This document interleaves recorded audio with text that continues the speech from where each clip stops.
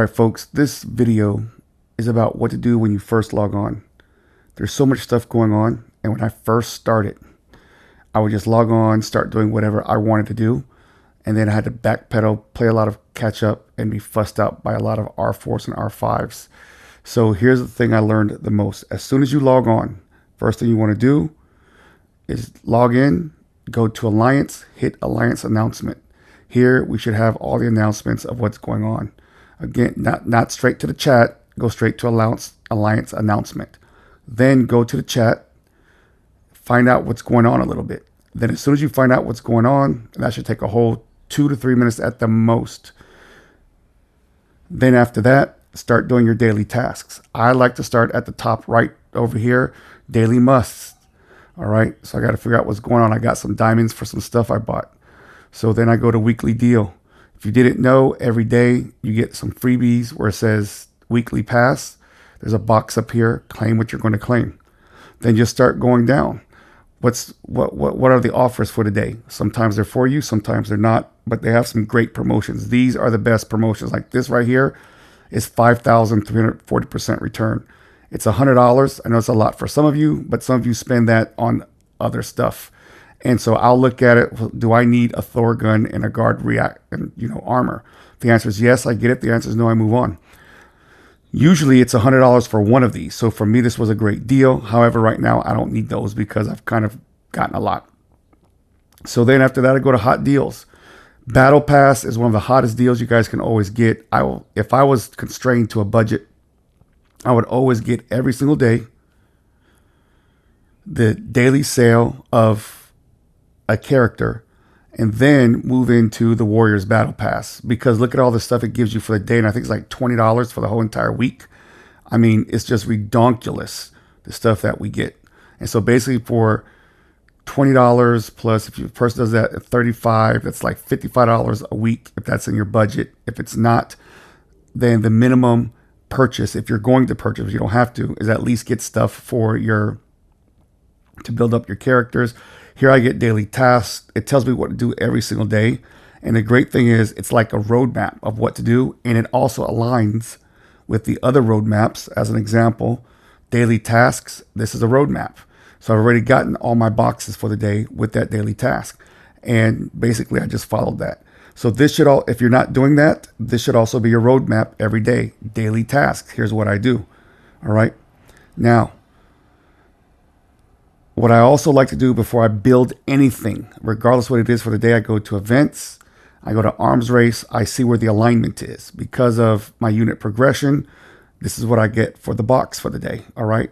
Everyone's ultimate goal should be to at least get all 3 of these boxes. To do that, you don't have to get all 3 of these at every event, but some you do. So my next one is tech research. So I ask myself, what do I need from tech research? So I start popping. So I start looking at what I need from tech research. So I'm thinking ahead of time. Right now, for me, it makes more sense to do the development stuff. Most of the stuff you can get done very quickly, especially like your level. If you get a level 4 garage, which that comes from for the people who do the monthly, let me go back to the names. There's so many freaking names. Super monthly pass. That's $8,200. It's $24 for the entire month, and you get an extra march. So I just go in and start working on that march. Now, if you don't have that, it's okay.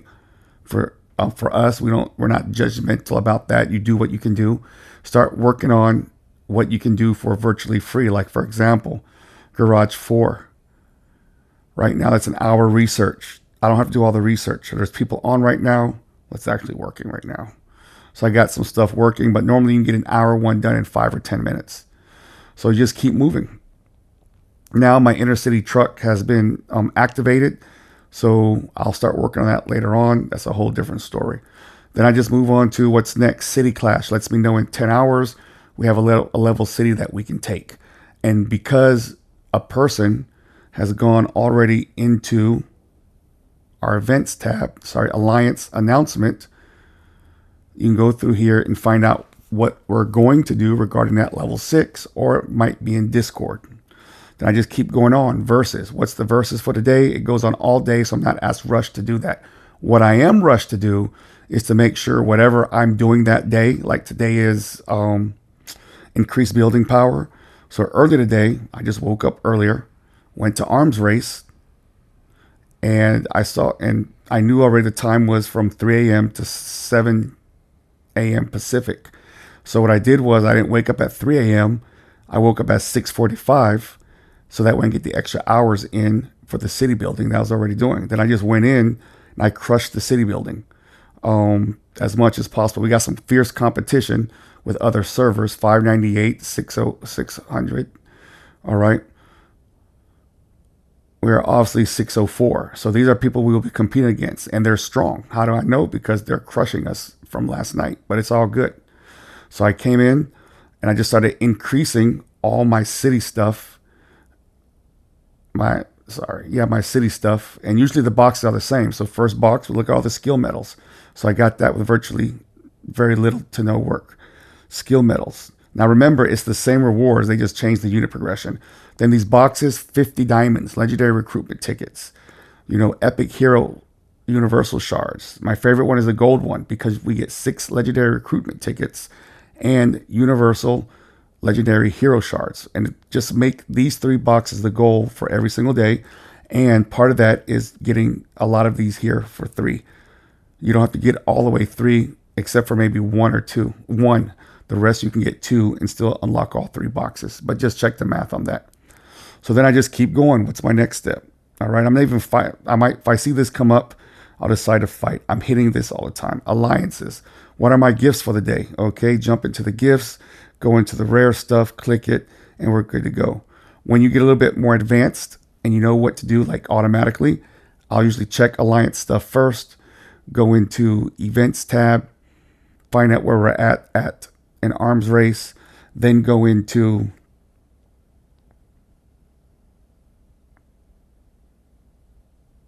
alliance, look at my gifts for the day, make sure I knock those out because it does stop at 200.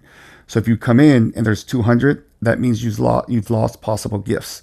That's one reason why it's a good idea to just run your day if you want to, and you can, every 4 hours. So here's 7. My next one is 11. Now what I like to do is I like to start every 4 hours, see what my task is.